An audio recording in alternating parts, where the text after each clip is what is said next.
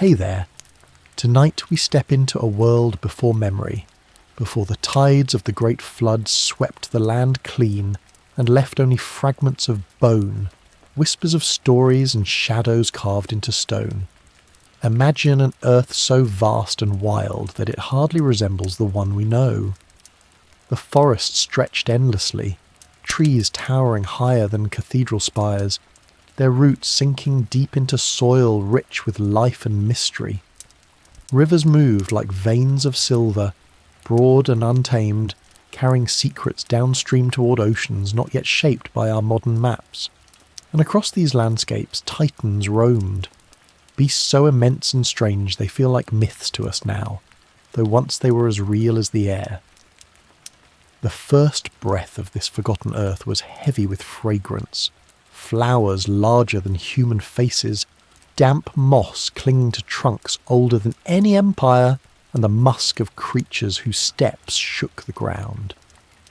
Imagine the thundering walk of a mammoth herd as dusk fell, fur glistening with frost, tusks gleaming like ivory crescents, or a giant ground sloth, rising on hind legs taller than trees themselves, reaching for leaves that no ordinary animal could touch.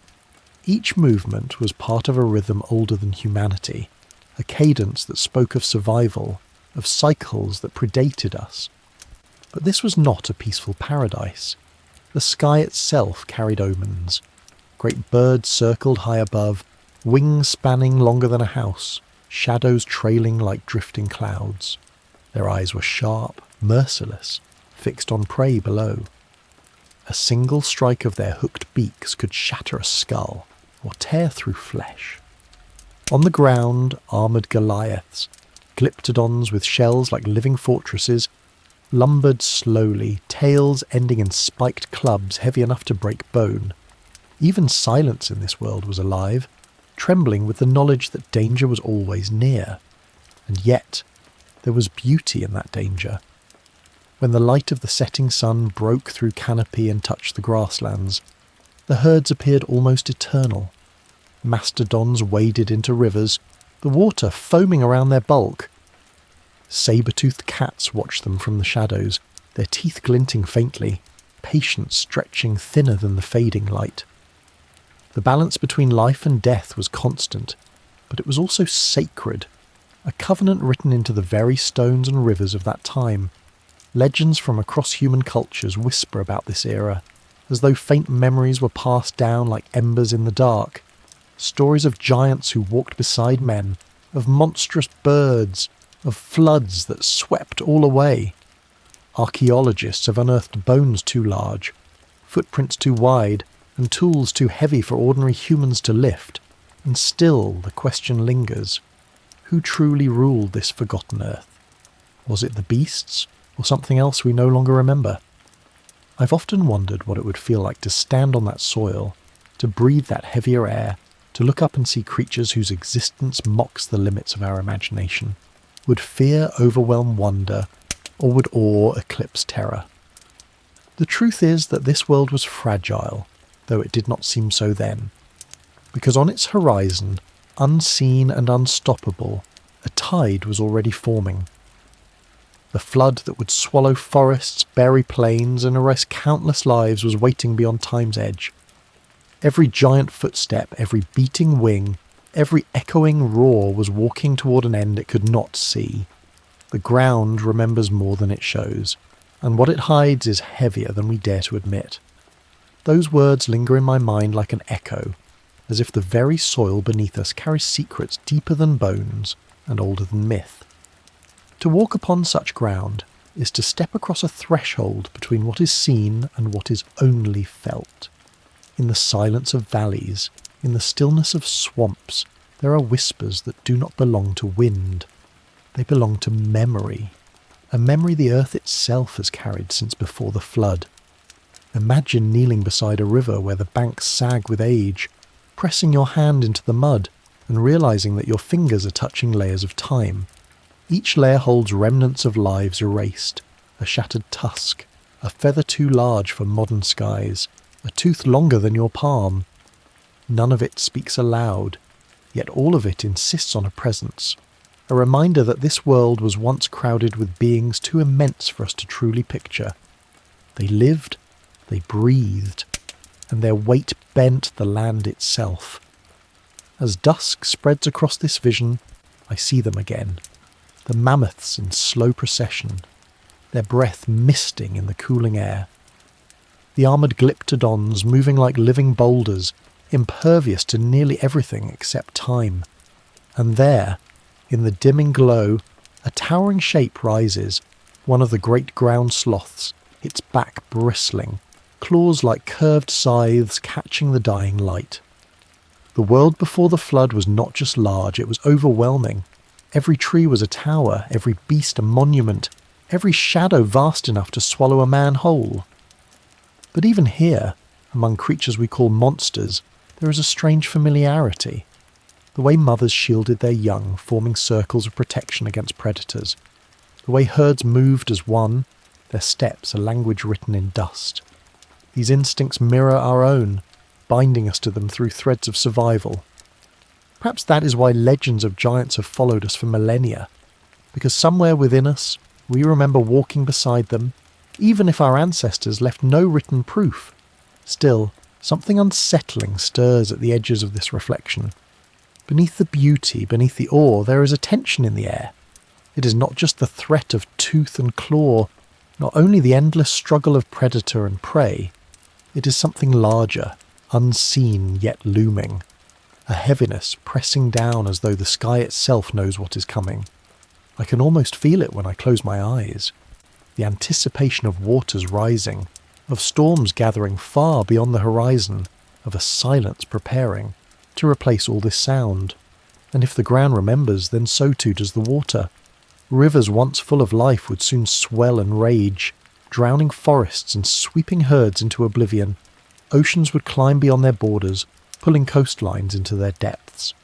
The beasts, for all their strength, would be powerless against the weight of a sky that finally broke open. Did they sense it in those final days? Did the giants pause in their endless march, unsettled by winds that smelled of endings?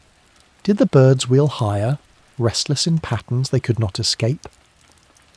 The more I linger in this vision, the more I feel that this was not merely a natural shift of climate, not just the turning of ages. It feels deliberate, as though something beyond chance had chosen to wipe the canvas clean. And in that choice, entire worlds of memory were drowned, leaving us to wonder if the flood was punishment, renewal, or simply inevitability. The ground still trembles with those questions, and the silence that follows is heavier than words can bear. In that silence, I sense something more than memory, something almost alive, like the earth itself waiting to speak.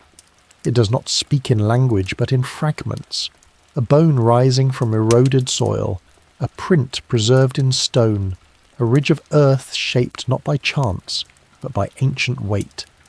These fragments are the closest we come to hearing the voices of that world.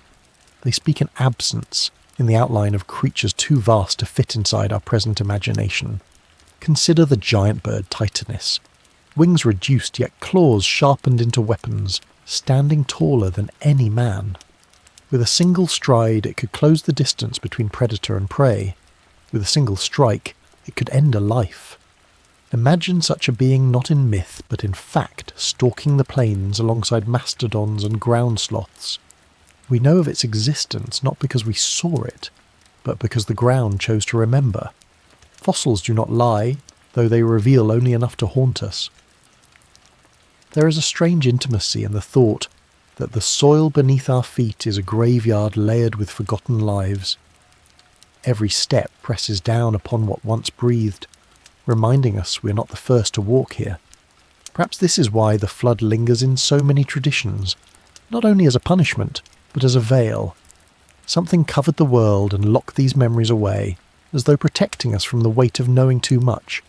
The more I imagine it, the more I feel that those beasts were not strangers to us. Legends of giants, of Nephilim, of men taller than trees and beasts larger than mountains, may not be inventions but echoes. Did our distant ancestors look into the eyes of such creatures? Did they carve warnings into stone or pass them down as songs by firelight, hoping the memory would survive even when the giants did not. If so, those songs became stories, and stories became myths. And yet the bones remain, stubborn reminders that myth and reality once walked hand in hand. As I wander through this vision, I begin to notice how heavy the air feels. It is thick, saturated with moisture, as though the sky itself was swollen with unshed tears. The plants are lush, dense beyond belief, their roots drinking greedily from soil that never truly dries. Perhaps this was the very condition that allowed giants to flourish, an atmosphere different from ours, a climate feeding size and strength in ways we no longer comprehend. What seems impossible today may have been ordinary then, yet this richness hides its own warning. Every lush vine, every towering tree, every swollen river feels precarious, as if balanced on the edge of collapse. Life flourishes too wildly, and in that excess there is a foreboding sense that nature itself is preparing to reset. Perhaps the flood was not only water but balance returning, a force that swept clean what had grown too large, too overwhelming, too heavy for the earth to sustain. And still, I cannot shake the thought that some among these creatures knew. There are accounts, faint and fragmented, of migrations, herds moving toward higher ground, birds fleeing coastlines in great numbers, patterns that suggest instinct deeper than survival. It is as if the world itself whispered its coming undoing, and only those who listened had a chance to escape. But escape from what? From water alone, or from something greater that water only symbolized? The question presses against the edges of thought like a tide against a fragile shore. Flood myths across cultures speak not just of drowning, but of cleansing, of erasure, as though something about that age had grown intolerable. Was it the giants themselves, the beasts, or perhaps the humans who lived beside them, whose hearts may have grown heavier than stone? I think of those legends that describe beings of immense stature, men who stood like towers, striding across valleys, lifting stones as if they were twigs. Were they merely exaggerations or faint recollections of something real? And if they were real, did they share the fate of the beasts washed away beneath torrents of sky, their names dissolving in water? Or was the flood something aimed not at nature, but at them, a force meant to wipe away the memory of giants? The silence that followed feels less like chance and more like judgment. The ground, even now, hints at this. Fossils that should not exist lie buried together, as if species that never met in ordinary life were forced into the same grave. Broken bones, twisted roots, layers of sediment stacked in confusion, not the slow hand of time, but the violence of sudden burial. Something catastrophic happened here. And though we tell ourselves it was water, rising in natural cycles, some part of me resists that simplicity. I imagine skies tearing open, storms without end, walls of water crashing not just against bodies, but against memory itself. And if memory was the target, then perhaps what was lost was more than animals and trees, perhaps knowledge drowned too. Entire ways of seeing the world, ways of living within it, swept away in silence. What if the giants, both human and beast, were not accidents of nature, but part of a harmony we can no longer grasp? And what if that harmony was shattered, not by chance, but by necessity? The flood then becomes not a storm of water, but a curtain, something drawn between then and now, sealing away an earth too different from ours to coexist. The more I imagine it, the more haunting it becomes. Picture a mother mastodon guiding her calf up a hillside, water rising behind her, each step a desperate attempt to stay above the rushing flood. Picture the giant birds, wings thrashing against rain, lifted high, yet pulled downward by exhaustion. Picture men and women clinging to branches, their voices lost in the roar. Every myth that speaks of survival, of one family, one ark, one chosen remnant, may only be a fragment of a larger truth, that most were not saved, and yet traces remain. The scattered bones, the stories passed down in whispers, the ruins whose origins we cannot fully explain. They are fragments of a forgotten contract between Earth and its creatures, evidence that once, before water remade the land, there was another rhythm, another order. And the heaviness I feel is not only grief for what was lost, but unease at what it means. For if such a world could vanish, erased in a single gesture, what does that say about the permanence of ours? The silence after the storm was not empty. It was filled with questions that lingered like fog, questions that no generation since has been able to answer fully. We walk upon ground layered with memory, yet we rarely stop to ask what exactly was buried beneath us. And maybe, just maybe, some of it was not buried deep enough. The thought lingers like a tremor beneath the skin, unsettling in its quiet persistence. For if fragments of that world still lie close to the surface, then perhaps we have not only inherited the land but the echoes of its former inhabitants. There are places where the soil yields more than stones, places where bones lie tangled in riverbeds, where strange imprints appear in hardened clay, where the air itself feels older, heavier, as though reluctant to let go of what once was. I recall standing on a windswept plain, the horizon stretched in every direction like an endless sea of grass. Beneath my feet, the earth was cracked, but within those cracks gleamed something pale. At first I thought it was stone, but when I knelt closer I saw the curve of bone. Massive, ridged, like part of a skull too large for any creature I had ever known. I traced the line with my hand, and a shiver passed through me, not from the wind, but from the realization that this was not myth. The giants had walked here, and the ground had kept their memory intact. And then comes the question no one wants to ask. If such remains exist, why are they not part of every history book, every lesson? Why do we reduce them to curiosities, locked away in quiet halls of museums or dismissed as misinterpretations? Perhaps it is easier to believe in extinction than to face the possibility that the stories of giants hold more truth than fiction. Perhaps it is easier to bury not only the bones but the questions they raise. I imagine the moment when those beings faced the rising waters. Did they understand what was coming? Did they stand on cliffs and watch as valleys disappeared beneath waves? Did they fight to survive? Or did they surrender to the inevitability of a sky that would not stop raining? The bones I touched seemed almost to speak of struggle, fractures and breaks that suggested violence beyond mere age. It was as though the earth itself had turned against them, rushing to cover them in mud and stone before their stories could spread too far. Yet not everything was erased. The legends remain, half-remembered tales of monstrous birds, of men whose shadows blotted out the sun, of creatures armoured in stone. Every culture carries its own fragments, like shards of a shattered mirror. And when those fragments are pieced together, they reveal something astonishing, that across oceans and continents, voices separated by time and distance remembered the same thing. A world of giants, a flood that ended it, survivors who carried the memory forward. Perhaps that is what unsettles me most, that human memory, fragile as it is, still carries this weight after millennia. If we remember, even dimly, what else might we unconsciously inherit?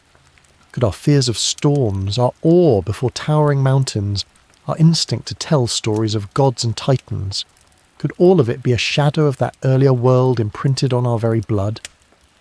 And if some of it was not buried deep enough, then what does that mean for us now? Are we walking atop graves that are not entirely silent? Do the remnants of that age still press upward, trying to rejoin us, reminding us that nothing is ever truly gone?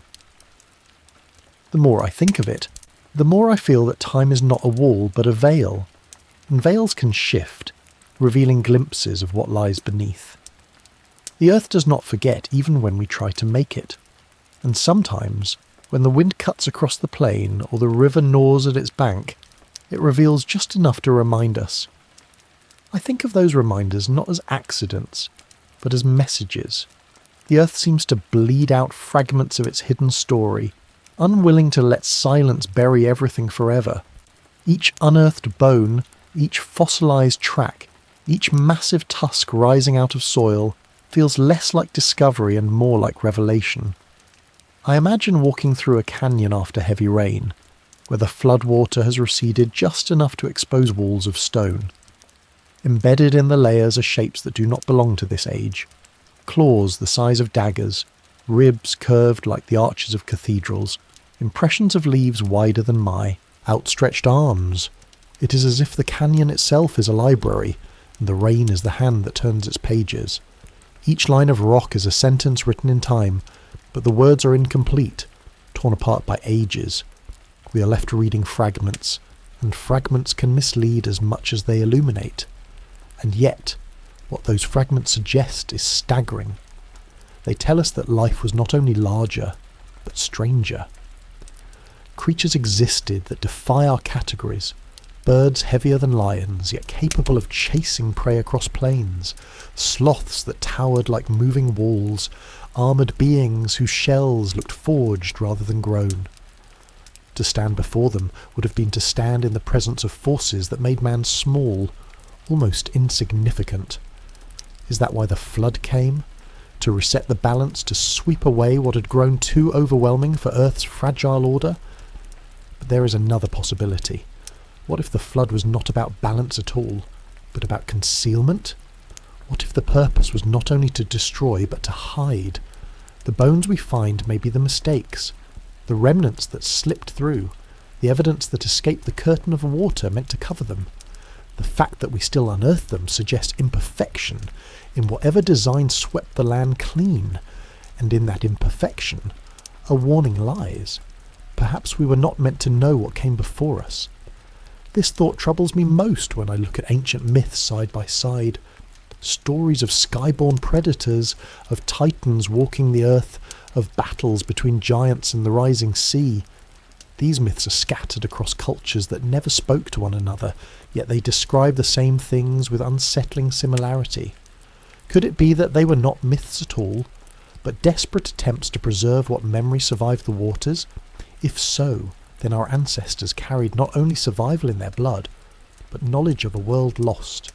And still, the earth insists on reminding us. Sometimes it whispers in subtle ways, a fossil here, a tooth there, but sometimes it roars. A cliff face collapses, revealing a graveyard of titans. A drought exposes bones long hidden in lake beds.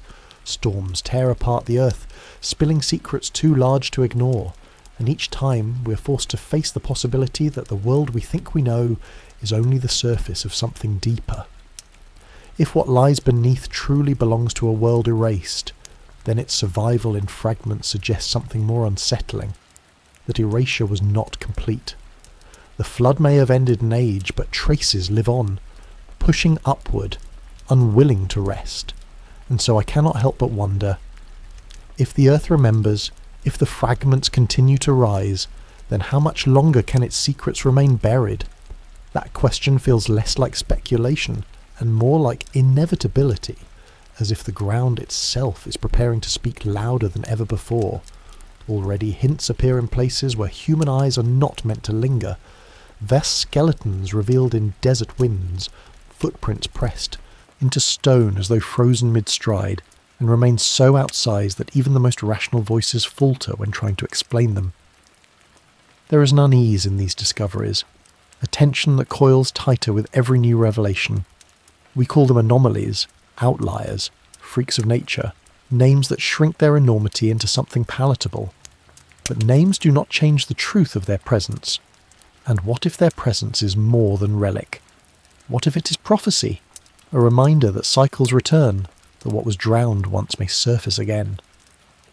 Perhaps the flood was not an ending, but an intermission, and the stage of Earth still waits for its titans to reappear. When I close my eyes, I see them not as bones, but as living, breathing beings. The thunder of mastodon heard shaking the plains, their cries echoing against mountains. The shadow of a bird with wings wide enough to eclipse the sun. The sloth beast standing taller than oaks, claws raking bark as if peeling the skin of the earth itself. These images are not memories of mine, yet they come unbidden. as though imprinted on something older than thought. Could it be that memory does not belong only to the ground, but to blood? That within us lies an ancestral knowing, a genetic echo of a world we once walked beside? And if that is so, then the fear that stirs in us when storms gather or seas rise is not mere imagination. It is remembrance. The dread of water swallowing land is too universal, too ancient to be coincidence. The first time humanity told itself stories of floods, it was not invention, but repetition. We were already remembering, and the creatures we painted on cave walls, carved into stone or carried into song were not imagined companions, but neighbours we watched vanish. Still, I wonder about the silences between these fragments. If so much was erased, why were certain things left behind? Why do we find bones of giants, yet so rarely the full skeletons? Why do myths survive without their details intact? It is as if something ensured that the story would remain incomplete, allowing us only glimpses, never the whole. Was that accident or design? Perhaps forgetting was necessary, a mercy meant to shield us from truths too heavy to bear. Or perhaps it was control, ensuring that whatever knowledge drowned with that world could not be fully reclaimed. And yet, despite every attempt at silence, the earth still rises to speak. I have walked through valleys where entire cliffs shimmer, with impressions of leaves so large they cast shadows in stone. I've seen prints pressed into rock, shaped like feet but far too vast to belong to men. These are not whispers anymore. They are voices breaking through the veil. The more we uncover, the less deniable it becomes. The earth is telling us something, though we may not yet understand the language. So I ask myself, what happens when the veil finally tears? When what is buried does not merely rise in fragments, but returns whole?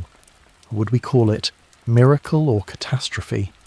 Would we see it as proof of legends or as the beginning of another ending? The ground stirs with possibilities, and the silence before revelation grows thinner each day. I feel it in places where the air hangs heavy, as though the earth itself is holding its breath. Caves echo with a stillness that seems alive. Forests stretch with an uncanny quiet, broken only by the weight of unseen wings passing overhead in memory.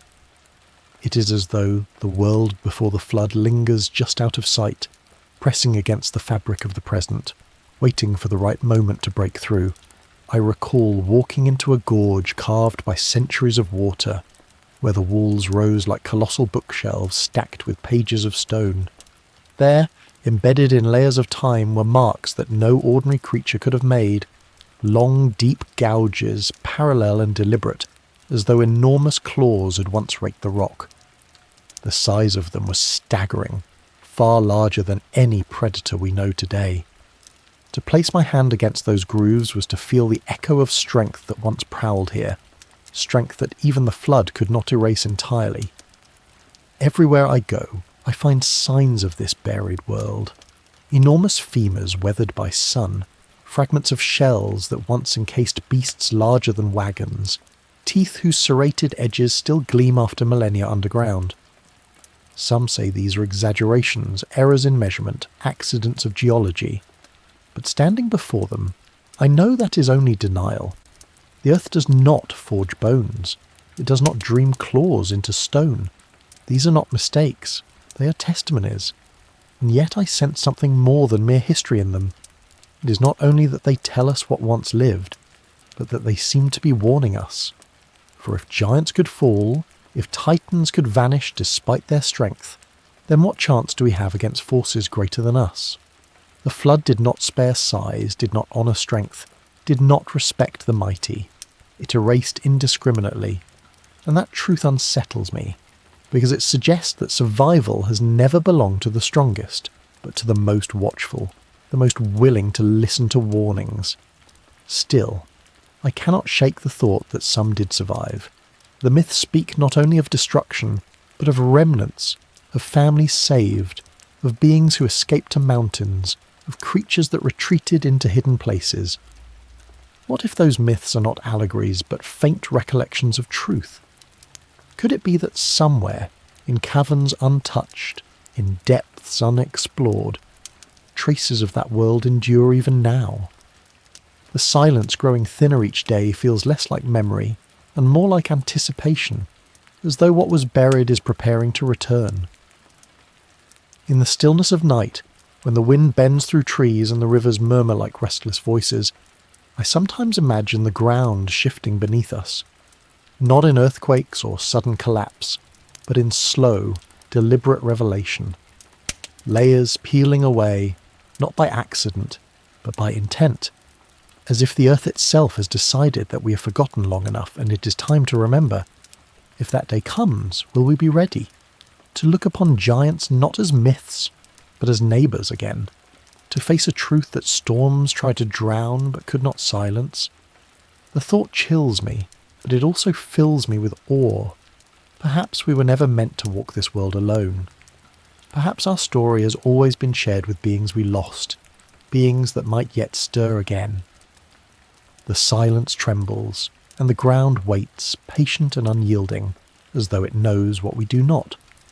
I've often wondered if the earth itself carries an intelligence far older than ours, a memory that stretches back through eons like roots through soil. Perhaps what we interpret as silence is not emptiness at all, but restraint, the quiet of something that has already seen everything and knows when to reveal and when to conceal.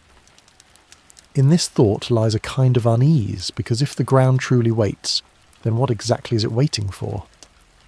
I picture the world before the waters came, still alive with motion and sound. Herds thundered across valleys, their tusks gleaming like curved ivory moons. Towering birds stalked the grasslands, their shadows spilling across the plains like dark tides. Behemoths lumbered through swamps, their hides armoured against predators that could not pierce them. And all of this vast orchestra of life, unfolded under skies that grew heavier by the day. The atmosphere itself seemed to swell with a weight that none could explain but all could feel. It was as if the world was gathering breath for a storm too immense to imagine. The legends we inherit tell us that humanity lived beside these beings. Some stories whisper of men who stood tall as trees, of companions both feared and revered. Were these stories born of awe or of envy? Did those who were small look upon giants as reminders of their own frailty? And when the flood came, was it water that swallowed them, or jealousy clothed as judgment? Sometimes I think the true catastrophe was not the storm itself, but the erasure that followed, the deliberate silencing of a chapter too overwhelming for us to carry forward intact. The ground, though, has its own voice. I have seen where mountainsides crack open to reveal bones arranged not by the slow hand of time, but by sudden violence. Skeletons intertwined, as though beasts and men alike were swept into graves together, sealed in a moment of panic. I have touched fossilized wood thicker than my body, remnants of trees that drank from rivers now long gone. I have seen prints pressed into hardened earth that defy scale, so immense that standing within them feels like standing inside a memory itself. Each of these is the earth's language, words written in stone and bone, and they speak more vividly than myth ever could. What unsettles me most, however, is the pattern they suggest. It is not random. It is not scattered chaos. Instead, there is rhythm in the burial, as if the flood was not merely disaster but choreography. The world was covered not to destroy, but to reset, to lay down a new foundation upon which a different kind of life could grow. And in that design I sense purpose, not of beasts or men, but of something larger, something beyond the creatures that roamed the land. If this is true, then perhaps the silence we live in now is not permanent. Perhaps the ground trembles because its patience is running thin, because its memory can no longer remain locked beneath the surface. If the earth has waited once, it can wait again. But waiting does not last forever. One day the veil may lift, and what we call myths will stand before us as truth returned. And so I listen closely when the earth shifts beneath my feet, when storms howl through valleys, when rivers carve deeper into their beds. They are not accidents, not random forces. They are reminders, hints that the silence will not hold forever. The earth waits, And if we do not understand why, then perhaps the question is not whether it remembers, but whether it plans to remind us in ways we cannot escape. That thought alone is enough to stir unease, for it suggests intention, as though nature itself is more than a backdrop to our story. What if the flood was not simply a tragedy of water and storm, but a decision? What if the earth, burdened by weight it could no longer carry, chose to cleanse itself? I imagine that moment, the sky splitting open, rain falling not in drops but in torrents, entire rivers crashing from above, the ground shaking as if in protest, then yielding as walls of water consumed valleys and mountains alike. Imagine herds of mastodons lifting their trunks to trumpet against thunder, the great sloths clinging to trees that would not hold, the armoured giants swept helplessly into the current. Even the mighty birds, masters of the sky, could not escape when air itself became heavy with storm. Nothing could rise above it. The world was reduced to drowning silence. But in that silence, there may have been survivors. Myths speak of a chosen few, families who carried seeds and animals into vessels, tribes who found refuge in mountains that stood above the waves.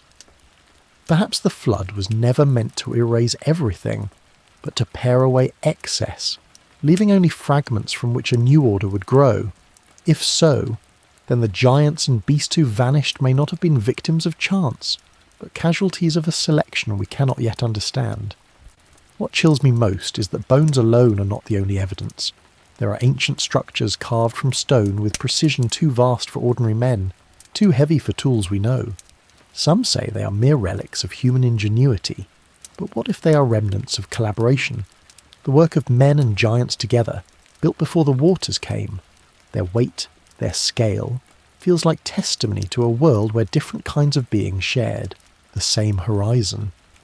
And when the flood arrived, perhaps those works too were meant to vanish, leaving only ruins too broken to tell their full story. The idea unsettles me, not only because of what it reveals about the past, but because of what it implies about the future. If the earth once chose to cleanse itself, could it not choose again? Our world now grows heavy with its own excess. Forests falling, rivers poisoned, skies burdened with smoke.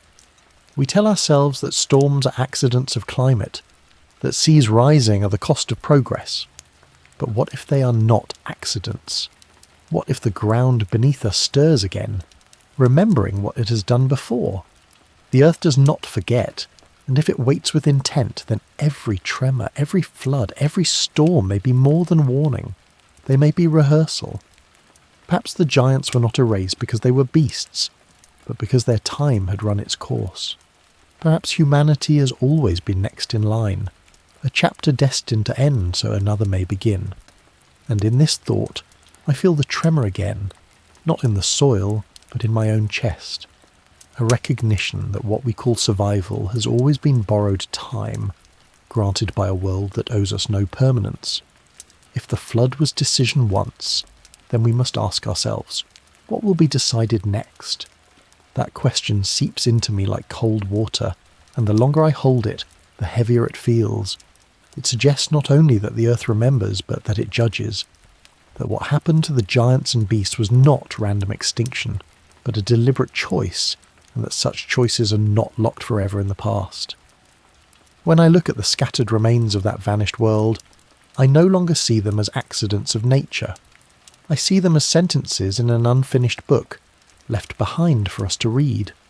Enormous tusks that curve like crescents of forgotten moons, shells thick as shields, footprints pressed so deeply into stone that time itself could not erase them.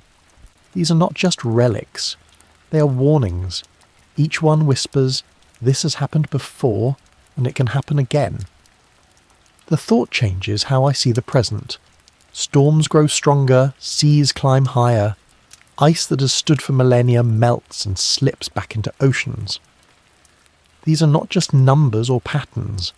They are movements in a familiar rhythm, the same rhythm that once swelled until the world drowned. We pretend we are separate from it, immune because of our knowledge, but knowledge cannot shield us from judgment if judgment belongs to the earth itself.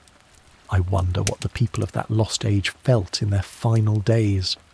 Did they sense the sky growing heavier, the rivers hungrier, the ground restless beneath them?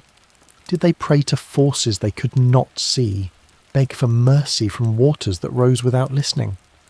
Perhaps they too believed their strength, their structures, their dominion would be enough. But the flood does not negotiate. It takes, and it buries, and it leaves only silence behind.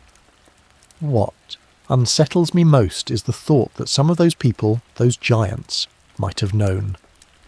There are fragments of myths that speak of beings who warned of disaster, who tried to build refuges, who carved messages into stone before the waters swept them away. What if those ruins we marvel at today, those monoliths too heavy for ordinary men to move, are not just monuments, but testaments? Silent voices calling across ages saying, "Remember what happened here. Do not forget." Yet we forget because forgetting is easier. It is easier to think of them as curiosities, easier to fold their stories into myth than to accept them as truth. To accept them would mean acknowledging that the flood was not a singular punishment but part of a cycle, and that we are living within that same cycle now. And if cycles repeat, then silence is only temporary. The decision that swept giants away may already be gathering against us. The earth is patient, but patience does not last forever. I imagine it now, deep beneath our feet, shifting, restless. Oceans swelling like lungs preparing to exhale. Storms waiting in the wings of the sky. The ground beneath us humming with the memory of what it has done before. It will not warn us with words. It will not beg us to listen. It will simply act as it has always acted, without hesitation and without mercy. And so I ask myself not if it will happen, but when. Not if the decision will come, but what form it will take. Will it be water again, rising until our cities are as drowned as the plains where mastodons once roamed? Or will it be something else, something we cannot yet imagine but that waits, patient and certain beneath the veil? The silence is not safety. It is the pause before a storm. Those words reverberate inside me like distant thunder. For silence has always been deceptive, a curtain stretched thin over turmoil waiting to rise. The beasts of the antediluvian earth must have known this too, though not in words but in instinct. They would have felt the heaviness in the air, the unease of rivers swollen beyond their banks, the shifting of the skies above them. Instinct often hears what thought refuses to believe. I picture a herd of mastodons gathered on a plain, their trunks raised to test the wind. The calves press close to their mothers, uneasy without knowing why. Somewhere in the distance a pack of saber-toothed cats watches with hungry eyes, but even they hesitate, as if the air itself is an enemy more dangerous than they could ever be. Birds wheel higher than usual, their calls sharp and frantic, abandoning hunting grounds that once fed them. The entire land seems unsettled, as though every creature senses the pause, the waiting. And what of the humans who lived among them? For legends suggest they were there too, watching, building, perhaps even thriving beside giants. Did they look at the rising storms and understand? Or did they, like us, pretend that strength and ingenuity could outlast the trembling earth? Perhaps some built altars, others vessels, and others still denied until the first drops of endless rain fell. Fear makes prophets of some and fools of others, but in the end, fear does not save. What troubles me most is the thought of how quickly silence turned to catastrophe.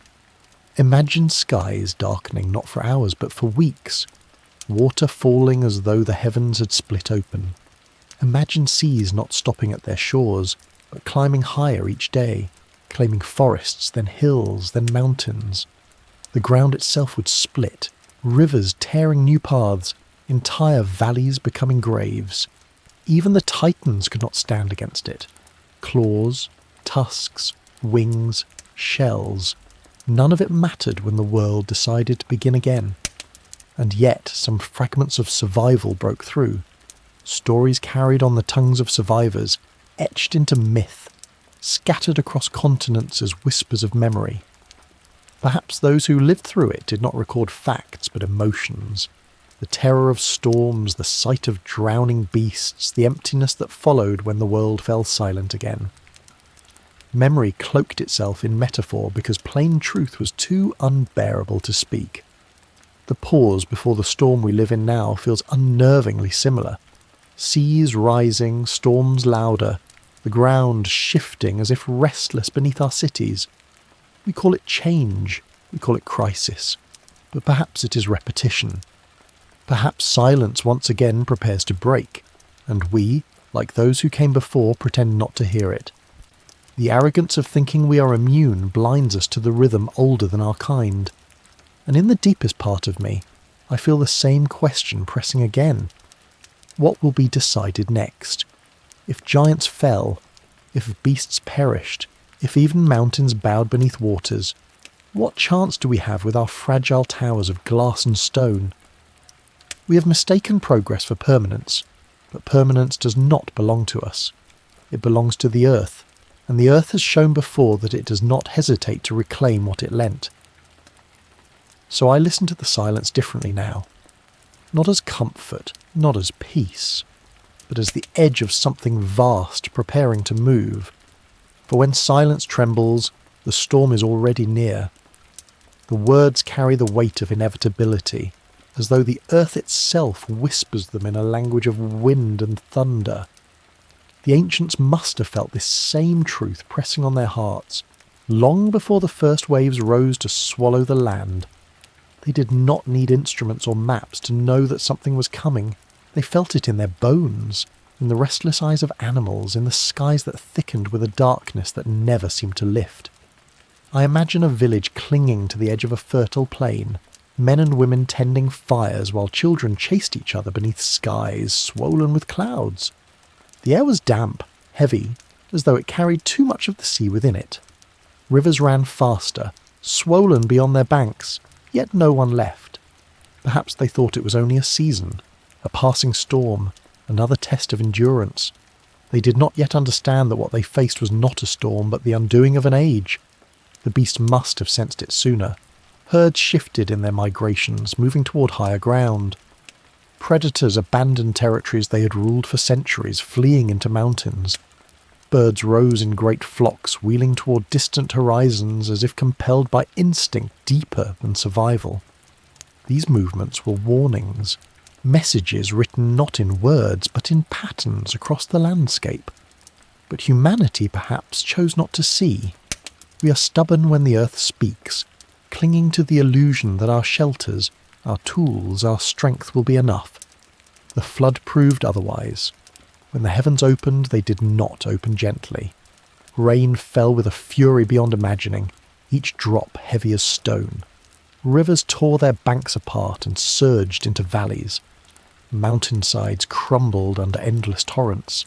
Forests drowned where they stood, their roots rotting in water that rose higher by the hour. And the beasts, no matter their size, no matter their strength, were carried under. Their roars and cries were silenced in waves that erased everything. Yet amidst the devastation, there must have been moments of staggering awe. Imagine the sight. Titans wading against surging waters, mastodons trumpeting in defiance as waves curled around them, sloths clinging to treetops that bent and broke beneath the weight. Birds with wings wide enough to shadow a village beating desperately against sheets of rain, only to fall into the churning sea. Even the armoured giants, the glyptodons, rolling helplessly as the floodwaters tossed them like toys. Every form of life, no matter how vast or resilient, was rendered fragile. But I cannot believe that all were lost. Some stories insist that a remnant survived, hidden on peaks, sheltered in vessels, preserved in ways we do not yet understand. Perhaps that is why the earth still remembers so vividly, because fragments of that age lingered, whispering their memories into soil, into stone, into us. And perhaps that is why silence today trembles so violently, because the cycle stirs again, and what once happened may yet happen once more. The ancients did not call it climate or science, they called it judgment. And maybe that word, though heavy, is closer to truth than we admit. For judgment does not mean destruction alone. It means decision. A line drawn, an end chosen, so that something new may begin. If the flood was judgment once, then perhaps we live now in the waiting space before another such choice. The storm is not far. Its shadow is already moving. That shadow once stretched across the entire world, swallowing not only beasts and forests, but the very memory of what came before. It is a strange thing to imagine, that an entire age could be erased in a matter of days or weeks, leaving only fragments for us to stumble upon thousands of years later. And yet, when I think of the bones, the ruins, the myths that echo across cultures, I realise the erasure was never complete. Shadows always leave traces. I've often pictured the final moments of that world, a vast plain under a sky turned black, lightning splitting clouds as thick as mountains. The air would have been deafening, filled with the cries of creatures that had never known fear until that moment. Herds trampled one another in desperate flight, yet there was nowhere to run. Predators, once kings of their domains, fled side by side with prey, driven by terror greater than hunger. Even the forests themselves, those towering cathedrals of green, swayed and cracked beneath storms that stripped them bare. The flood was not only water, it was chaos, a total undoing of the balance that had held for ages. And yet, in that chaos, there were eyes that watched with understanding. I think of the humans who saw the signs, who built high places, who gathered seeds and animals, who prepared for survival. Perhaps they were few, but their survival is the reason we remember at all. If none had endured, the world before would be nothing but bones with no story. Instead, fragments of memory passed through generations, altered by time, reshaped into legends, but still alive. These legends haunt me, because though they speak of destruction, they also whisper of something else. Regret. Regret that giants were lost, that titans who once ruled beside us vanished. Some traditions even suggest that the flood was not meant for beasts, but for men, and that the giants fell because they stood too close to us, bound to our fate. If that is true, then the guilt of their loss does not belong to the earth alone. It belongs to humanity as well, a burden we carry unknowingly in every story we tell of the flood. Perhaps this is why the earth trembles now, not only because it remembers, but because it has never forgiven. We walk upon ground layered with graves, we build our cities upon forgotten worlds, and we pretend the silence is peace when it may only be patience. What if the earth waits not just to remind, but to balance again? And what if that balance requires the same decision it once made, long before our names were spoken? There is a frightening symmetry in the way history seems to bend back upon itself. The ancients ignored the warnings of beasts fleeing, of skies thickening, of waters rising. We too ignore the signs. Storms fiercer than memory, seas creeping higher each year, forests falling as though cut by unseen hands. We tell ourselves we are different, safer, because of our knowledge. But knowledge does not outweigh judgment. And when the storm moves again, will we recognise it for what it is? Or will we dismiss it until it is too late? The shadow of that ancient storm has not vanished. It lingers like a scar across the earth, a reminder of what can return. And if shadows move, then perhaps they also grow. The thought chills me, because shadows do not exist on their own. They are born of something real, something solid, something casting its shape across the world. If the shadow of the flood still stretches across time, then what force is standing behind it now, unseen but present, ready to move again?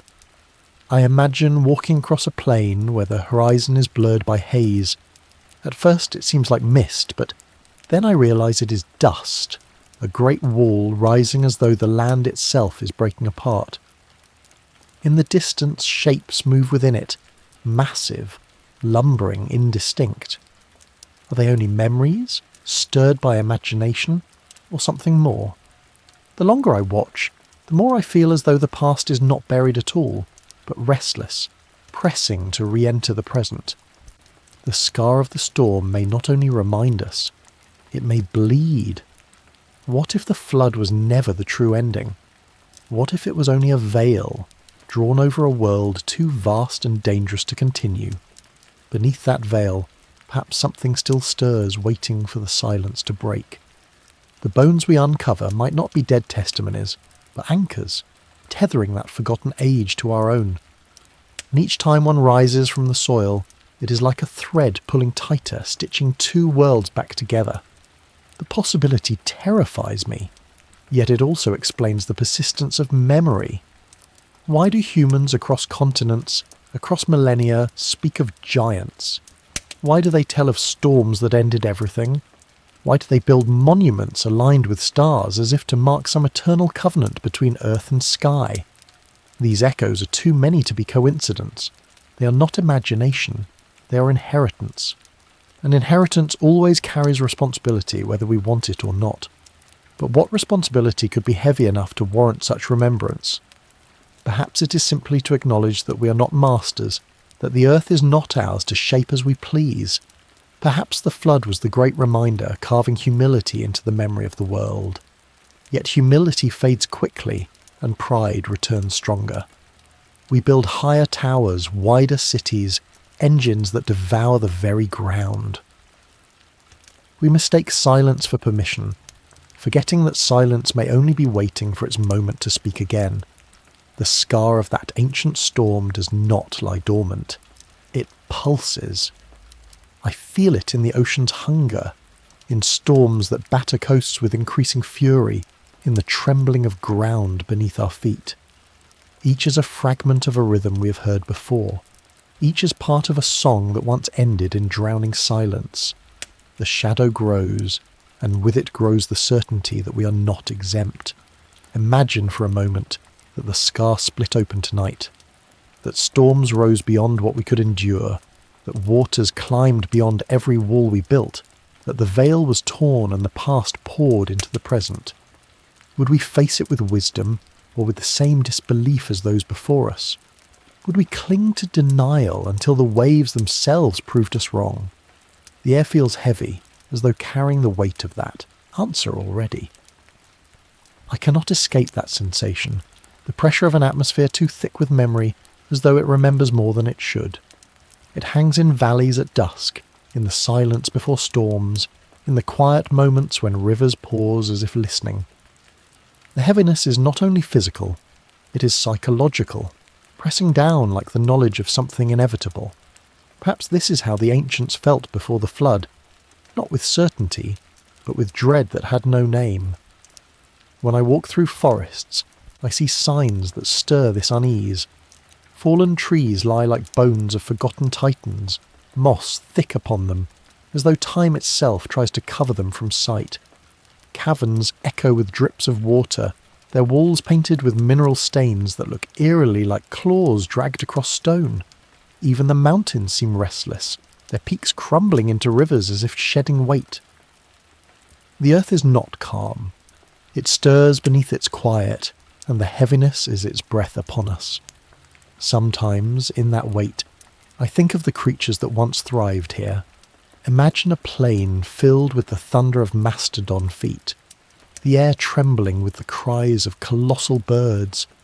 Imagine the forest shaking as giant sloths rose higher than trees, their claws tearing bark free in long ribbons. That weight was not just atmospheric, it was physical, the presence of life so massive that the land itself bent to carry it. And when the waters rose, all of it vanished, yet the heaviness remains, as if the world cannot forget what it once bore. What troubles me most is that this heaviness feels purposeful. It is not the aimless shifting of a restless planet. It feels more like anticipation, as if the earth is not only remembering, but waiting for us to see what it has hidden, waiting for us to understand why the flood came and why silence is never permanent. It is a patience so vast it frightens me, for patience does not last forever. I imagine standing on the edge of a canyon after rainfall, the mist still rising from the depths. The air is so thick with moisture it clings to my skin, heavy and suffocating. And then I see it. Bones glimmering in the canyon wall, so large they dwarf my body, curved like the remains of a beast that should not exist. The silence around them is unbearable, as though the canyon itself holds its breath. It is not discovery, it is revelation, a reminder that what is buried is never truly gone. And if it is never truly gone, then perhaps it can return. The weight of the air feels like a warning, a presence preparing to rise again.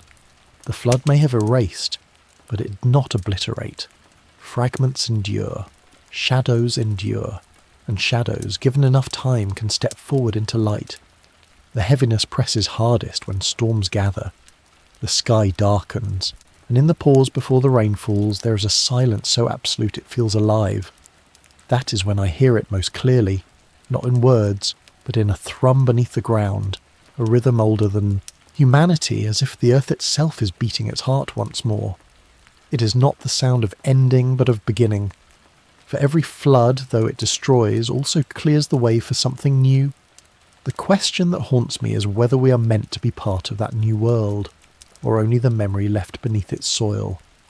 That doubt lingers like a shadow at the edge of every thought, an unspoken acknowledgement that survival is never guaranteed. The giants, with all their strength and size, did not endure. Their bones are scattered like broken sentences across the world, reminders that no creature is too powerful to be unmade. If they were erased, why should we expect to be spared? I walk through landscapes where silence speaks louder than sound. A desolate plateau where the wind carves its voice against stone, whispering through crevices older than human memory. A marsh where water seeps from the earth as though the ground itself is bleeding, staining the air with a smell of decay. These places feel haunted not by spirits, but by history, the echo of a world swallowed whole, and I wonder if they are not just remnants but warnings. Perhaps the flood was not only destruction, but selection. The world choosing what to carry forward, what to leave behind. It kept some, erased others, and in that decision it reshaped everything.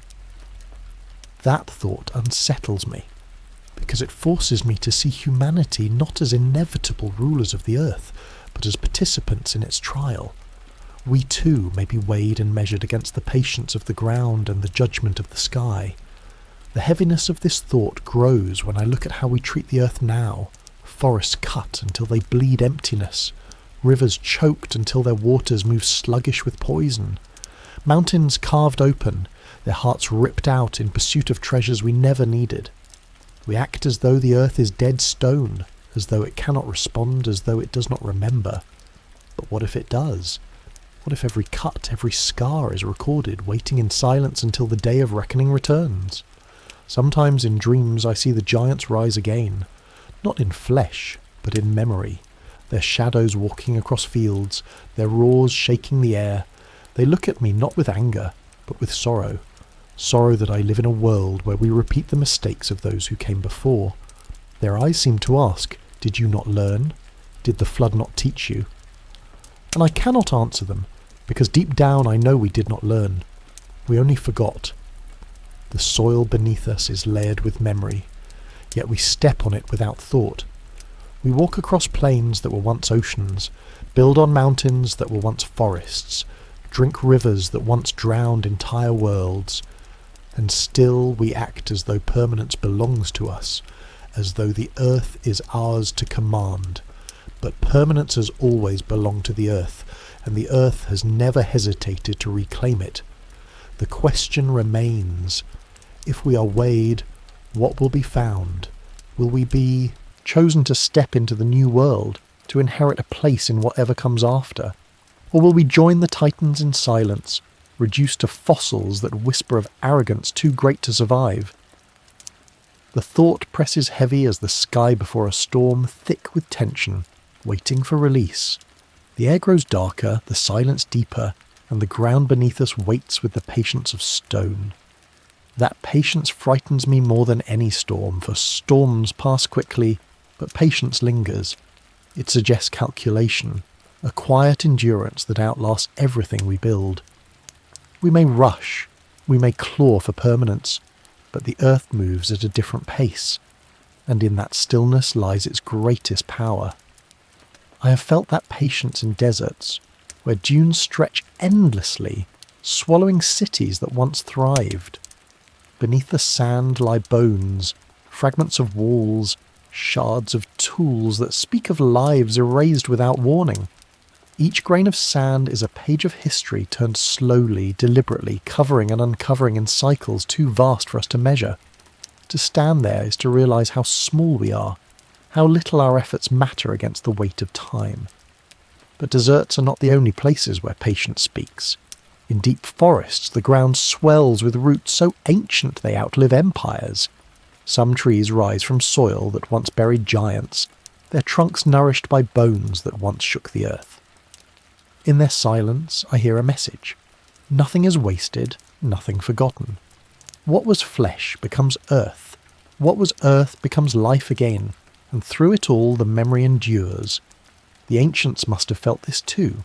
They carved their warnings into stone, as though stone alone could rival the patience of the earth. Their myths are not merely stories, but attempts to speak across time, to ensure that even when words were lost, the truth would remain. Yet how many of us listen? We walk past their ruins, we marvel at their monuments, and we call them mysteries instead of messages.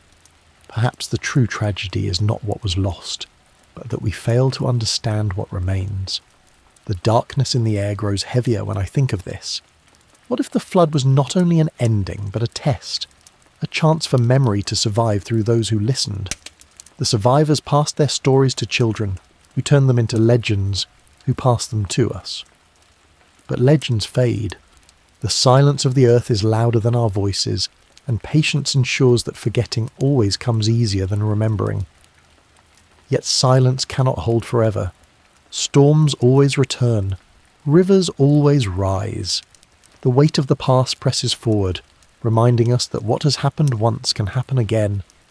And I fear that the patience of stone is thinning, that the ground is ready to speak not in whispers of fossils, but in thunder and flood once more.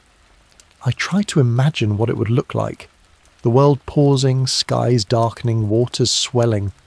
Not suddenly but steadily, inevitably, like a memory rising from the soil. Would we notice in time? Or would we, like those before us, dismiss the warnings until they drowned us? The patience of the earth ensures it never rushes, but when it moves without hesitation. And so, I feel the darkness pressing closer, the silence deepening, as if the world itself is holding its breath. Perhaps it is waiting not for us, but for itself, for the moment when patience must give way to renewal. If that moment comes, we will not be asked if we are ready. The words echo with finality, for readiness is a luxury history has never offered. The giants were not asked if they were prepared, nor the forests, nor the birds whose wings once owned the skies. When the flood came, it did not pause for consent, it did not wait for prayers. It swept through without hesitation, indifferent to strength, to size, to dominion. The earth makes its decisions, and we are carried within them, whether we accept it or not. I sometimes imagine what it must have felt like to stand on the edge of that transformation, to see valleys turn to oceans, to hear mountains crumble into waves, to feel the sky itself collapsing in thunder. Perhaps some watched from higher ground, believing they were safe, only to see waters climbing endlessly upward. Others may have huddled together, hoping their walls and fires would hold against what no wall and no fire could resist. And some perhaps surrendered early, walking into the storm as though returning to a truth older than themselves. The bones we find suggest not only chaos but speed. Fossilized remains buried in violent tangles, creatures of different kinds thrown together in death, as though swept into mass graves by torrents too swift to escape. These are not the signs of slow extinction, but of sudden judgment. The flood did not erase gently. It tore the world apart in one unrelenting gesture. And what it buried deeply, yet not deeply enough to silence forever. For here is where unease takes root. What if we are not the first to uncover these bones? What if others before us found them too long after the waters receded?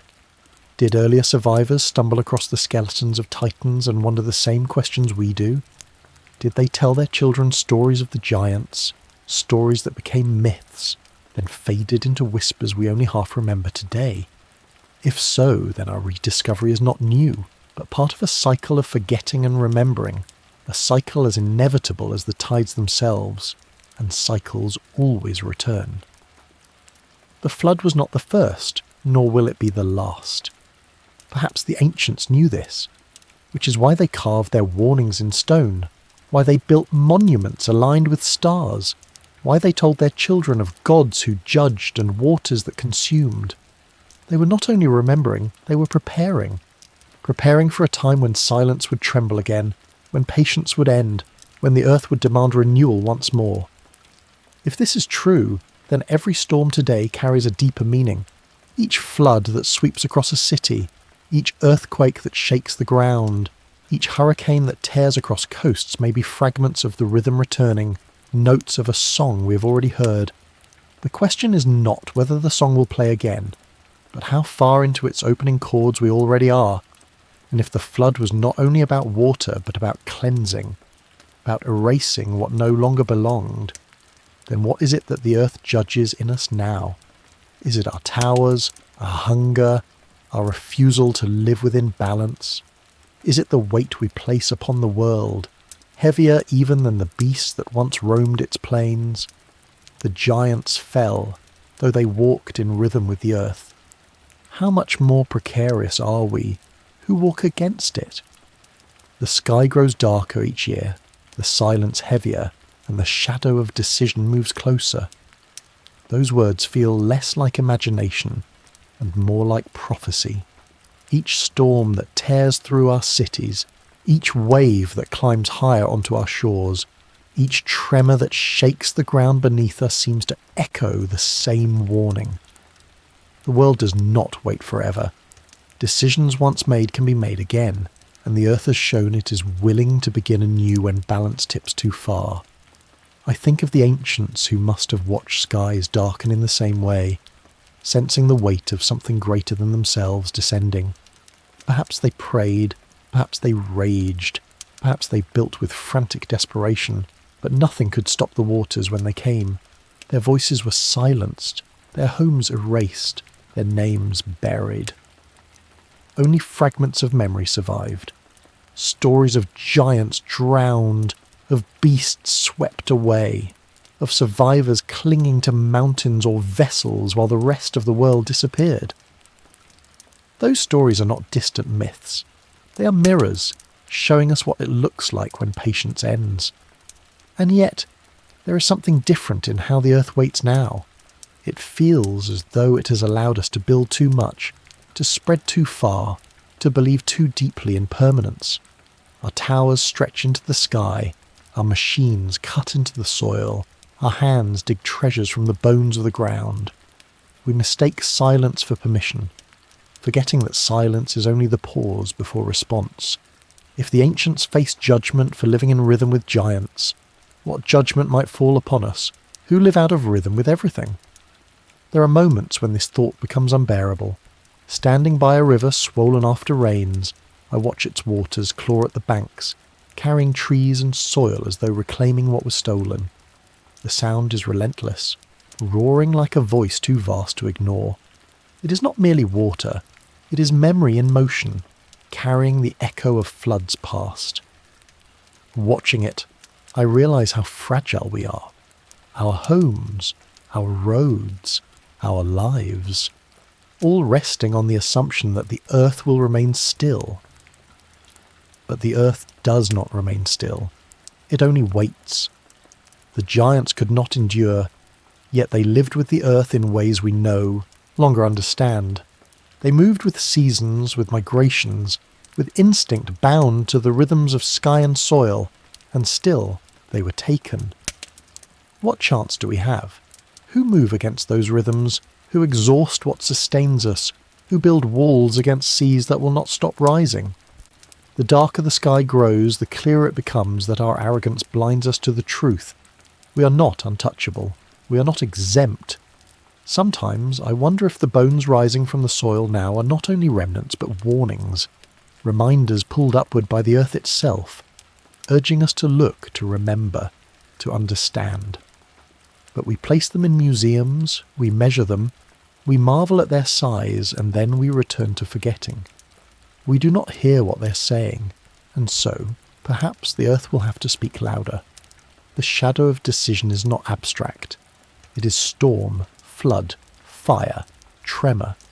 It is the same voice that once silenced titans, now growing louder as we pretend not to listen. And when that voice speaks fully, it will not ask. It will not pause. It will only decide. Those words weigh on me like stones, because they strip away every illusion of control we cling to. We imagine ourselves as rulers, as masters of soil and sky. But rulers are asked for consent, and the earth does not ask. It never has. Its judgments fall without warning, without compromise, reshaping everything in their path. The bones of the Titans testify to this truth. Their size did not save them. Their strength did not shield them. They lived as though permanence was theirs, yet permanence was ripped from them in a single gesture. I cannot look at their remains without feeling that their downfall is also a mirror. If they could vanish, so can we. If they were reduced to silence, so can we. I think of the moment waters must have swallowed them. Herds pressed together, their roars drowned beneath thunder. Birds whose wings had once ruled the air collapsing into seas that rose without end. Armoured giants carried helplessly into currents, too strong for their bulk to resist. And among them, men and women clinging to whatever they could, knowing the world they had built was dissolving beneath their feet. These images are not just remnants of the past. They are rehearsals of a story that may return, and yet there is something else in the silence that followed, something more unsettling than destruction. It is the sense that erasure was chosen, not random. The flood did not merely cleanse, it concealed. It buried not just creatures, but knowledge, not just bodies, but memory. Perhaps what we find in fragments, the oversized bones, the impossible ruins, the myths scattered like seeds, are not accidents, but leftovers from a truth too vast to remain whole. This thought haunts me when I look at the ruins built by hands we cannot fully explain. Stones cut with impossible precision, structures aligned with stars in ways that suggest knowledge deeper than ours. Were these the works of survivors, of the flood, carrying remnants of what came before? Or were they built by the giants themselves, a collaboration between beings we no longer acknowledge? If so, their survival in fragments may be the Earth's way of ensuring that forgetting is never complete. But fragments are dangerous. They entice us with glimpses but deny us the whole. We reconstruct from them, we guess, we argue, but the truth remains veiled. And perhaps that veil is deliberate. For if we truly understood what came before, if we knew why the flood was sent, we might see too much of ourselves in it. We might realise that the reasons for their erasure echo too loudly in our own age. I cannot shake the feeling that the earth's patience grows thin. The storms grow wilder, the seas hungrier, the ground less steady beneath our feet. Each tremor feels like a knock upon the door, each flood like a whisper of what is to come. The voice that once silenced giants is stirring again, and when it speaks, it will not hesitate. The question is no longer whether the earth remembers, but whether we remember enough to listen. For if we do not, the voice will decide for us, and when it does, we will not be the first to vanish, nor the last. That truth cuts deeper than any myth, for it places us in a line, a procession of lives that rose, flourished, and fell beneath the same sky. We are not singular. We are not chosen above all others. We are one chapter among many, and the earth has turned its pages countless times before. The bones speak of this continuity. They lie in tangled heaps beneath layers of soil, their forms distorted by pressure and time, yet their message endures. Nothing lasts forever. The mastodons with their great tusks, the sloths taller than trees, the armoured titans who lumbered across plains, all are now silent. Their world seemed eternal too until the waters came, and when they vanished the earth did not mourn. It simply reshaped itself, as it has always done, indifferent to what was lost. What unsettles me most is that some part of their story still lingers, not just in bones, not just in fossils, but in us. Perhaps we inherited more than land from that vanished age. Perhaps in the marrow of our bones, in the recesses of memory too deep for words, there is an echo of that world. It explains why we dream of monsters, why we paint giants into our stories, why we fear floods with an instinct that runs deeper than experience. These are not inventions of imagination, but fragments of remembrance, carried forward like shadows. And yet, even as we carry their memory, we repeat their fate. The world grows heavier beneath our steps, rivers swell beyond their banks, storms rage with a hunger that feels familiar. We tell ourselves it is only weather, only chance. But in the tremble of the ground I hear something else, a decision forming. The same decision that once silenced titans may be rising again, and when it arrives, it will not spare us for our ignorance. I imagine the moment patience finally breaks. The sky darkens, not for hours, but for years. Storms battering without pause. Seas climb higher than mountains, swallowing cities in silence. The earth itself splits, swallowing towers, roads, memories. And in the aftermath, bones of men and beasts lie together, pressed into stone, waiting for some future age to uncover them and wonder what we once were. That is the rhythm of the earth. Creation, erasure, remembrance. It is not cruel, not kind, only inevitable. The ancients tried to warn us. Their myths are not fairy tales, but memorials, carved into memory to outlast the flood. They spoke of gods angry with men, of waters that wash the world clean, of survivors chosen to carry life forward. Perhaps those gods were not divine, but the earth itself, speaking in storms, cleansing in waves. And we, mistaking the voice of the earth for something beyond it, gave the silence names: judgment, wrath, destiny. But the silence does not need names, it needs only time. And time is what the earth has in endless measure, while we have only the brief spark of a moment. To imagine that we will last where giants did not is arrogance. To think that our walls and machines will shield us from decision is folly. The earth has unmade greater things than us, and it will unmake again. We are not the first to face this truth, nor will we be the last. Those words remind me that the story of the earth is not a line but a circle, turning and returning, drawing each age into the same rhythm. We inherit not only the ground beneath us, but the fate of those who came before, as if we are walking in footprints pressed too deeply into the soil to ever fade. The Titans faced their storm, the ancients faced theirs, and ours is yet to come. I often think of how their memory lingers not in books or records, but in silence. Silence has preserved them better than words ever could. Beneath deserts, beneath oceans, beneath mountains, their bones wait. They do not demand attention. They endure with patience, knowing time will reveal them again. And when we find them, we think of them as curiosities, specimens, anomalies. But they are not anomalies, they are witnesses. Witnesses to what the earth can do when it decides an age has run its course. In some ways, I envy the simplicity of those beings. They lived as they were meant to live, in rhythm with the soil and the sky. They did not pretend to rule the earth, they simply moved across it, immense and unstoppable in their time. Yet when the flood came, all their strength meant nothing. The waves did not bow to their sighs, the storms did not fear their roars. Even the giants were humbled into silence. It is a humbling that waits for us too. The difference is that we have been given warnings written not only in bone but in memory. Every myth of a world drowned, every story of giants swept away, every ruin aligned with stars points to the same truth.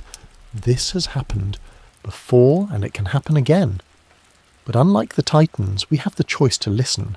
and yet most of us do not. We rush forward, building higher, digging deeper, consuming more, as though the silence is endless, as though the earth has no voice left to raise. But I've felt that voice in storms that shatter coasts, in floods that swallow towns, in fires that devour forests with a hunger that feels alive. These are not accidents. They are reminders, fragments of the same decision that once drowned giants, now rising again in smaller waves. Each disaster is not only tragedy but rehearsal, a whisper of the full chorus yet to come. Sometimes I wonder if the flood itself was not water alone, but memory, a cleansing not only of land but of knowledge, wiping away what should not endure. If so, then perhaps our ignorance is not an accident but part of that design. We are not meant to remember too much. We are meant only to sense enough to feel the weight of what waits ahead, and that weight presses more heavily each year, as though the earth's patience thins with every passing storm. It will not be only us. Just as the mastodons fell, just as the great sloths drowned, just as forests themselves were erased, so too will everything living now face the same shadow. We will not be alone in vanishing. We will vanish as part of a chorus, our voices drowned alongside all others, and when it happens, the earth will endure as it always has. The silence will close over us, and new life will rise, unaware of what came before. That is the rhythm of the flood. Endings that are not endings, silence that is not silence, memory that waits in stone until it is found again. And perhaps this is why the earth reveals fragments slowly, deliberately, never all at once. A tusk here, a claw there, an imprint preserved in mud turned to rock. They rise like voices through cracks in time, reminders that silence is only temporary. Yet they come not as comfort, but as questions. Why now? Why here? Why again? I once stood before a cliff face where rains had washed away centuries of soil, revealing layers like pages of a forgotten book. Embedded in those layers was a rib, massive and curved, thicker than any man's arm. Around it, fragments of other bones jutted from stone, tangled together as if pressed there in violent haste. To see it was to feel small, but also to feel watched, as though the ground itself had chosen that moment to show me what it carried. It was not discovery, it was revelation, and revelation always carries weight. These remnants are not accidents. They surface in patterns, often after storms, after floods, after the ground itself has been shaken. It is as though the earth allows us glimpses only when it wants to remind us that forgetting cannot be permanent. And each reminder feels heavier, more urgent, as though the rhythm quickens, as though the silence grows restless. Perhaps this is what memory feels like when it is shared by the earth. We think of memory as ours alone, a human gift. But the soil remembers in stone, the rivers in their courses, the sky in its storms. The flood was not only an event, it was a memory etched into the very fabric of the planet, and that memory pulses through everything still alive today, even in us. Perhaps that is why our myths persist, why we tell stories of giants, why we dream of waves too vast to resist. The memory is not only beneath us, it is within us. But what if those memories are not only of the past but of the future as well? A rhythm repeats not because it is bound to history, but because it carries forward. If the earth has sung this song before, what stops it from singing again? And if it does, then the fragments we uncover may not only remind us of what was lost, but prepare us for what is coming. I imagine the moment when silence breaks, not gently, not slowly, but suddenly, as it must have before. Skies darkening, seas swelling, winds tearing through forests, the world reshaping itself in one relentless gesture. Cities collapsing like sandcastles before the tide, our voices drowned alongside the echoes of beasts long vanished. We would leave behind bones too, scattered in stone, waiting for some other future to stumble upon them and wonder what we once were. And perhaps that is the true rhythm of the flood. Not destruction, but continuity. One world buried to make way for another, one silence replacing another, one memory waiting to be uncovered by those yet to come. The giants were not the first. We will not be the last. And the earth will go on, patient, enduring, carrying within it all the stories we could not keep. The rhythm continues whether we hear it or not. That realization unsettles me most because it suggests that our awareness or ignorance makes no difference. The flood did not pause because giants were unaware, nor did it relent because ancient men prayed. It came because the rhythm demanded it, and the earth obeyed its own cycle. Our place in that rhythm is fragile, and whether we listen or not, the song will carry forward. I've often wondered why the earth preserves fragments of what it erases. If the flood was meant to cleanse, why leave bones? Why leave ruins too heavy to move, stories too vivid to forget? Perhaps it is not mercy, but necessity. Without memory, the cycle would lose meaning. Without remnants, those who come after would not understand the silence that surrounds them. The bones, the myths, the scars carved into landscapes are not accidents. They are markers, like drums beating faintly in the distance, reminding us of the rhythm beneath our feet. Yet even with those markers, we choose not to hear. We call them curiosities, anomalies, mysteries, anything but warnings. We wrap them in explanations that soothe us, because to admit what they truly say would be to admit that our time too will end. We are not unique in this blindness. The ancients must have been the same. Perhaps they saw the waters rising and told themselves it was only weather, only chance, only a passing storm. Denial is easier than fear, but fear at least prepares. Denial only delays. Sometimes I think the earth knows this, and that is why its reminders grow louder. Not just bones, but storms. Not just fossils, but floods. Not just whispers, but roars. Every disaster feels like a note struck harder in the same old song. Every flood that drowns a town, every fire that devours forests, every tremor that topples stone is part of the rhythm's return. And if it continues to grow louder, then silence will not last much longer. What frightens me most is the thought that we may not only repeat the fate of the giants, but surpass it.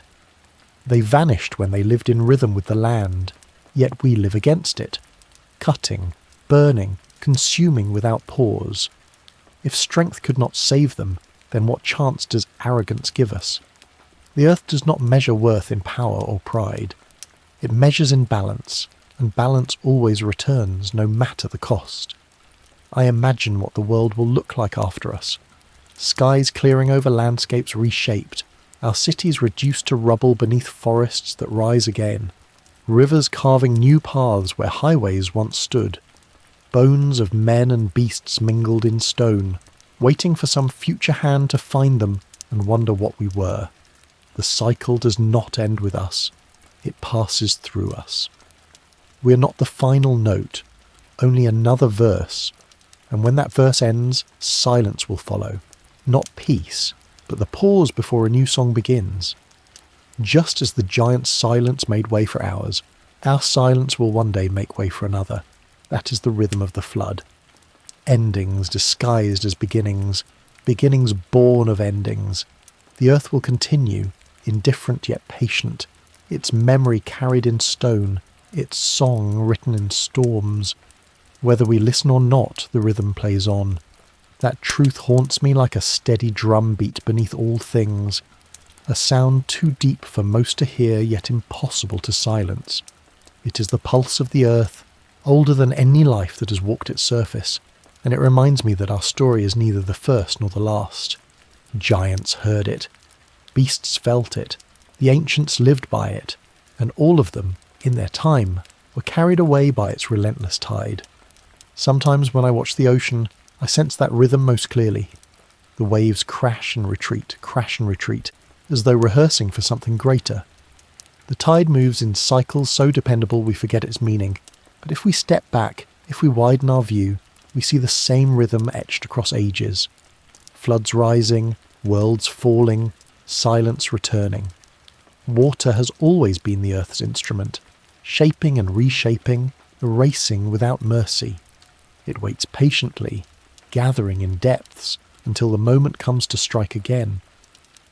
And yet water is not the only voice in that rhythm. Fire speaks too, rising from the earth's hidden heart, swallowing forests and mountains in waves of heat. Stone speaks, cracking, shifting, collapsing in tremors that remind us the ground beneath our feet is not solid, but restless. Even air speaks, twisting into storms that tear apart what we build. Each element joins the same song, each waiting for its turn, each reminding us that permanence belongs only to the earth, never to us. But there is something more beneath that rhythm, something that unsettles me deeply. Purpose. The flood did not come as an accident. It came as decision, as judgment, as the resetting of balance. The bones of the giants, the silence of their vanished world, the myths carved into memory, all tell us the same thing. When the earth grows heavy with imbalance, it begins again.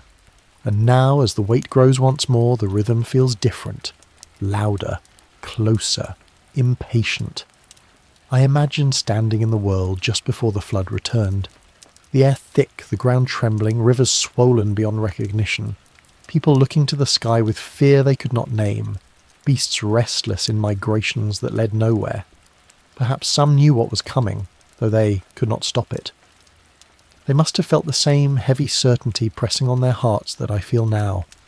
The knowledge that the earth does not hesitate, that its rhythm cannot be resisted.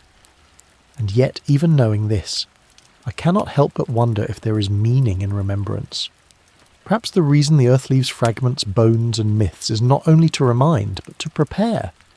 Not to save us from what is coming, for nothing can stop the rhythm, but to remind us that we are part of it, that we are not rulers, but participants, that even in silence we belong to something greater, something endless. The giants did not vanish in vain. Their memory lives in stone, in soil, in us.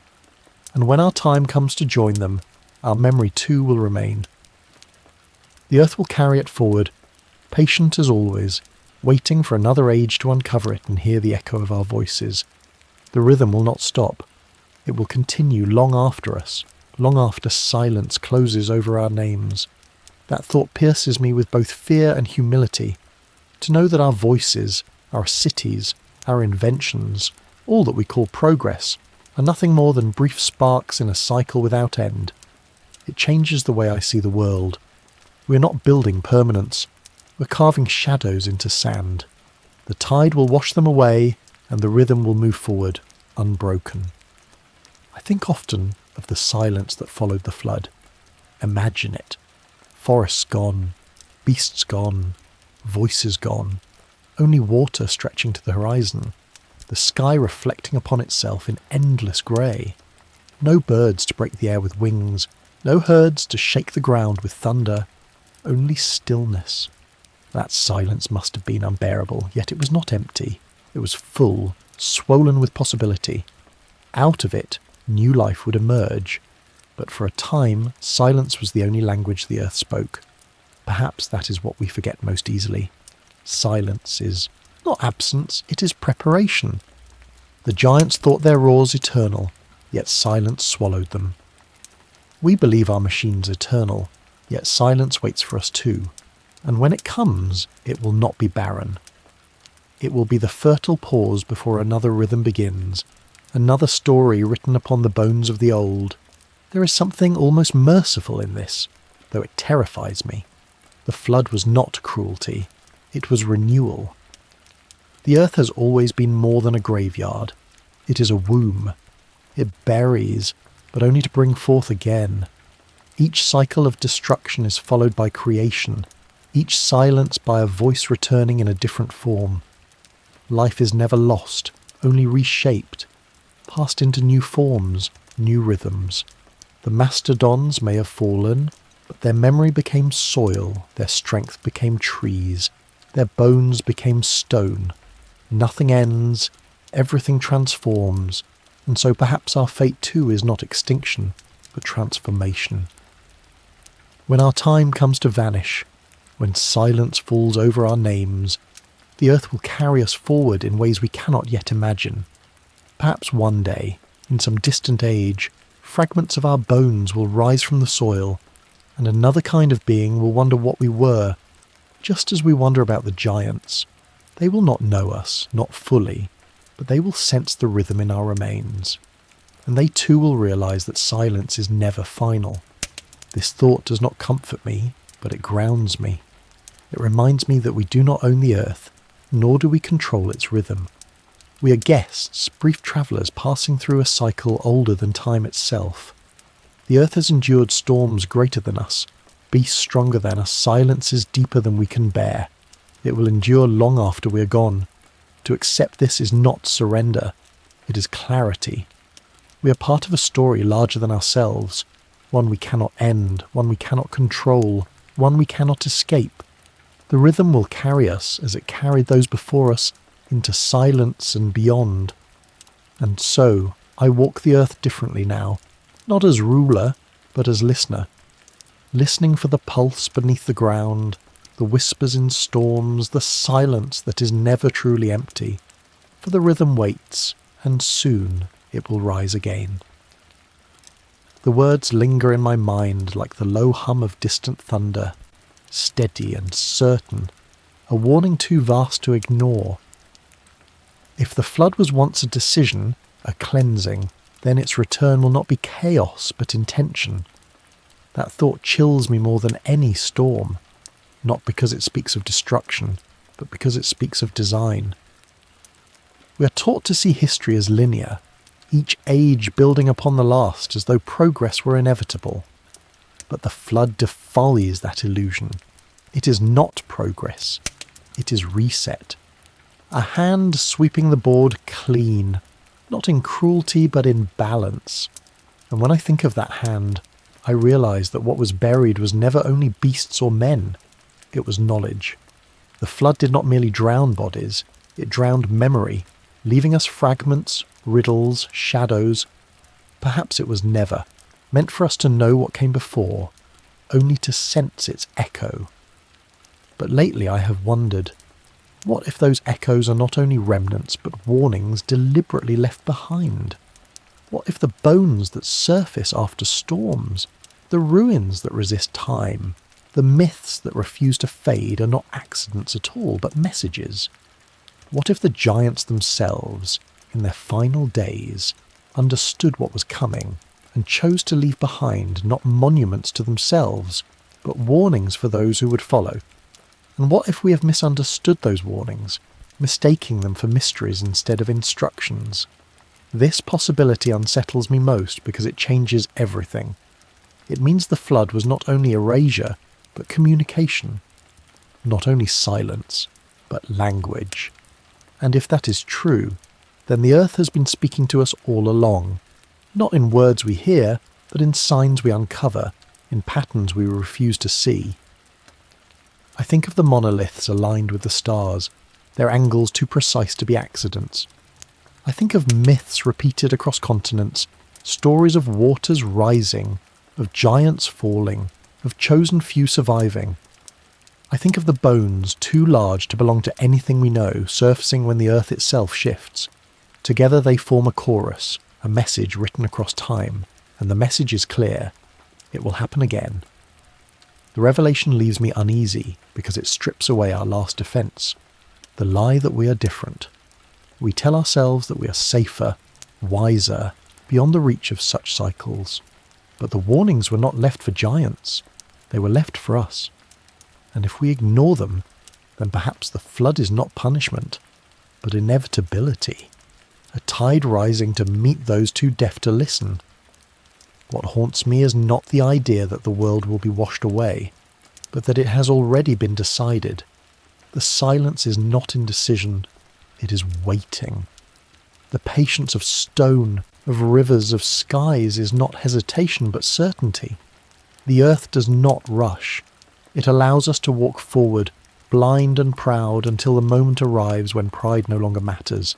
And then, in an instant, everything changes. The giants must have felt this realization too in their final moments. Perhaps that is why they left their bones where they fell, not hidden but waiting. Perhaps they knew the earth would one day raise them again as testimony, as reminders, as proof that no age escapes the rhythm. Their silence is not defeat, it is a warning that still speaks, and so I stand in the shadow of their memory, and I understand at last. The flood was not the end of their story, nor will it be the end of ours. It was the message itself. That realization reshapes everything I thought I understood. The flood was not only water, not only destruction, it was memory carried forward, a language written in storms, in bones, in silence. The giants may have fallen, but their fall was a message to those who would follow, just as ours will one day be a message to those who come after. I think now of silence differently. It is not emptiness, not absence, but a canvas upon which the earth writes its truths. Each storm that rises, each tremor that splits the ground, each bone uncovered from the soil is part of a story too vast for us to fully read. We glimpse fragments and call them mysteries, but perhaps they are instructions. Perhaps the earth has been telling us again and again that every age carries within it the seed of its own ending, and that ending is not loss, but renewal. The giants lived their age in magnificence. They walked forests that towered higher than ours. They drank from rivers broader than our cities. They breathed skies unbroken by smoke. Their strength was undeniable, their dominion vast. And yet, when the flood came, none of it mattered. Their bones tell us that strength is never enough. Their silence tells us that memory is the only permanence, and if we listen, truly listen, we may understand that what matters most is not survival, but what we leave behind when survival ends. Perhaps that is why we tell stories, why myths persist when empires collapse, why memory clings even when flesh is gone. The flood may wash away walls and names, but it cannot wash away meaning. Meaning is carved into the rhythm itself, carried forward not in stone alone, but in the very breath of the earth. To stand on this ground is to stand upon endless layers of endings, each one feeding the next beginning. And so I ask myself, what will we leave? What will our silence say? Will it be arrogance written in ruins too fragile to endure? Or will it be a whisper of wisdom, a fragment strong enough to guide those who inherit the earth after us? We may not choose our survival, but perhaps we choose our legacy. The giants left bones, and we hear them still. What will we leave that can be heard? The thought humbles me, yet it also gives me a strange kind of peace. To know that we are part of a rhythm larger than ourselves is to know that nothing is wasted. Even in silence, even in erasure, something of us will endure. It may not be the towers we build or the machines we worship, but it will be something. A shadow, a fragment, a memory waiting in stone for another hand to uncover. The flood is not an ending, but a passage. The silence that follows is not death, but transformation. The earth will carry us forward as it carried the giants, as it carried every age before us. And though we may vanish, we will never be forgotten entirely.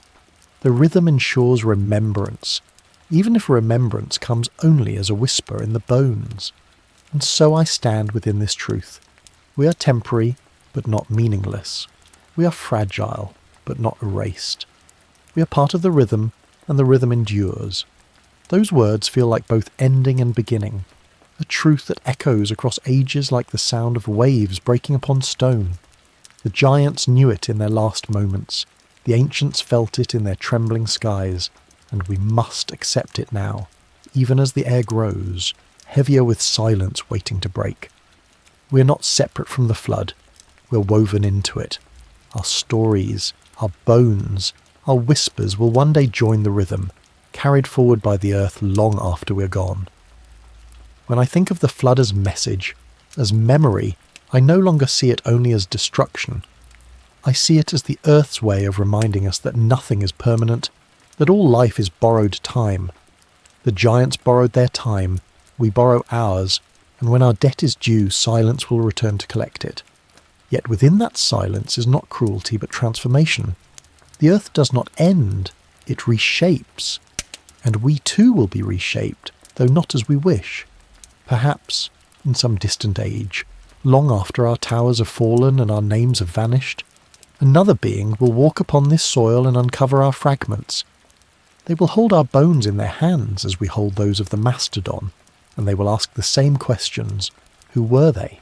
What did they know? Why did they vanish?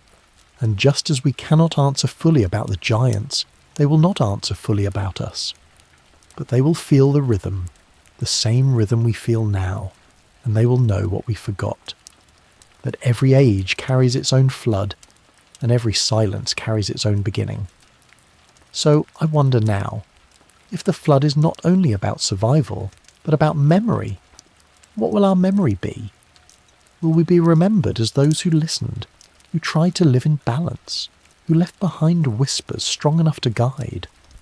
Or will we be remembered only as arrogants, as a people who ignored every warning until the waters rose above their heads? The choice may already be made, but still the questions linger. The giants cannot answer. The earth does not speak in words. It speaks in storms, in bones, in the silence between heartbeats. And so I leave you here, standing at the edge of this rhythm, with questions that only you can carry forward. If the flood is a message, what is it saying to us now? If silence is memory, what story will it keep of us? If giants could fall, how long do we truly have before the rhythm rises again? Share your thoughts below, and if you are new here, subscribe to Planet Echoes so you do not miss the next journey into the hidden memory of our world.